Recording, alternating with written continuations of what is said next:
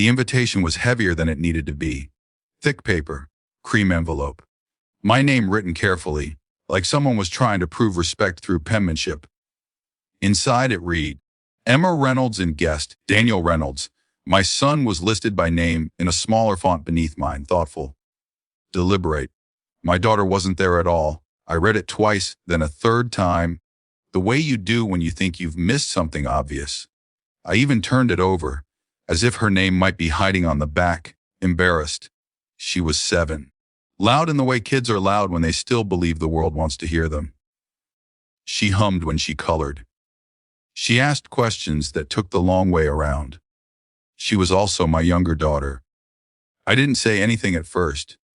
I folded the invitation back into its envelope and set it on the counter. The house was quiet except for the dishwasher. My son was upstairs with his headphones on. My daughter was on the floor, lining up toy animals into a crook parade. She looked up at me and smiled, like she always did when she noticed she was being watched. That was the moment I decided I wasn't going to ask my sister anything. I called my mother instead. She answered on the second ring, already irritated, as if she'd been waiting for this exact conversation and resented me for not having it sooner. She's just not the right energy, she said after I asked, her tone brisk, practical. The wedding is very curated. You know how your sister is. I held the phone away from my ear for a second, then brought it back. She's 7 and sensitive, my mother added, and easily overwhelmed. And honestly, she draws attention. We're trying to keep things smooth. There was a pause, the kind where someone expects resistance. Don't make this ugly, she said. Softer now, warning disguised as concern. I could have listed facts. Diagnosis.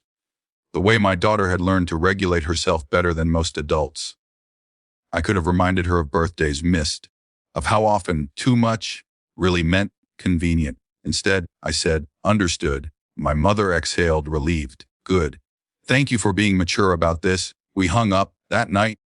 After the kids were asleep, I took out my laptop. No whine, no dramatic pacing, just the quiet hum of the refrigerator and the blue glow of the screen. I didn't contact my sister. I didn't confront anyone. I logged into my email and searched for a thread from 6 months earlier. Venue deposit confirmation. I had almost forgotten about it. Almost. When my sister got engaged, everything had happened fast. She was overwhelmed. My mother was busy being the mother of the bride. Someone needed to handle logistics, and I was the one who worked in contracts and vendor coordination for a living. I don't even understand half of this. My sister had said, handing me her phone, "Can you just help?" So I did. I reviewed the venue agreement, flag clauses, negotiated a revised cancellation window, put the deposit on my credit card to secure the date because her bank transfer was delayed. It wasn't a gift. She reimbursed me later, or mostly later. The contract, though, was in my name. At the time, it felt efficient. Family helping family. Now it felt relevant. I didn't cancel anything that night. I didn't threaten. I didn't send a message saying if my daughter isn't welcome, neither is my money. I simply read. The venue had a clause about guest list changes affecting staffing and insurance requirements. Any material change had to be disclosed. Failure to do so could result in contract review or termination depending on circumstances. I drafted an email, polite, neutral, professional. I explained that there had been a change to the guest list composition involving minors, and that I wanted to ensure compliance with the venue's child policy and insurance coverage. I asked if there were any implications I should be aware of, given that the contract holder was me. I hit send. Then I closed the laptop and went to bed. The next 3 weeks passed in the ordinary way. School drop-offs, work meetings. My daughter learned how to ride her bike without training wheels. She scraped her knee and cried for exactly 30 seconds before asking for a bandage with dinosaurs on it. No one mentioned the wedding to me. I didn't bring it up. I attended my son's soccer game the following Saturday. My mother sat 2 rows behind me and chatted loudly to another grandmother about floral arrangements. She didn't look at me once. That was fine. On a Tuesday afternoon, while I was in a conference room reviewing a lease, my phone buzzed. Unknown number. I let it go to voicemail. 2 minutes later, it rang again. Same number. I stepped out into the hallway, Hello, this is Karen from Willow Creek Events. A woman said, voice clipped but courteous. I'm calling regarding the Reynolds wedding. I leaned against the wall. Wes, we've identified a discrepancy between the guest list originally submitted and recent communications regarding attendance, she said, specifically involving minors. As the contract holder, we need to clarify this immediately.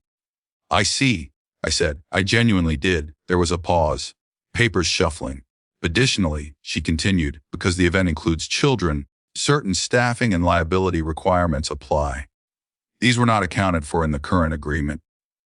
And if they're not met, I asked, then the venue cannot host the event under the existing terms, she said. We would need to amend the contract, or if that's not agreeable, terminate. I thanked her for the clarification. She asked if I wanted to loop in the bride. I don't think that's necessary right now, I said. I'll handle it. I hung up. 10 minutes later, my phone exploded. My sister first, then my mother, then my aunt, for reasons that remain unclear. I answered my mother. What did you do? She demanded, the words colliding with each other. I asked a question. I said, they're saying the venue might pull out.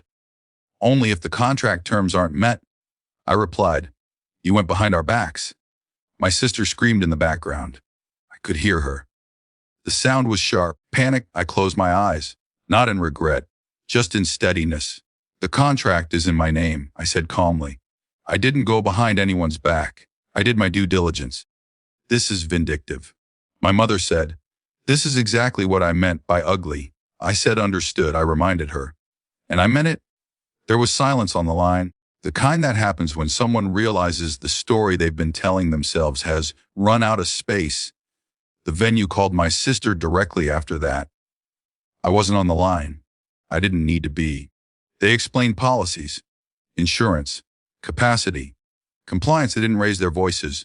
That's what made everyone else scream. In the end, the solution was simple. Either all children listed immediate family were included and properly disclosed, or the venue would not host the wedding.